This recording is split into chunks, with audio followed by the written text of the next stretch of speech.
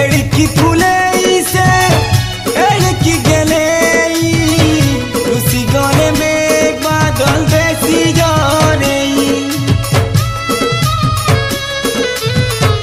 एड़की बुझा से एड़की संदेही नहीं हुए ताके सहजे मने आए बड़े अभिमानी पिया तो गुमानी रानी आए बड़े अभिमानी पिया तो गुमानी रानी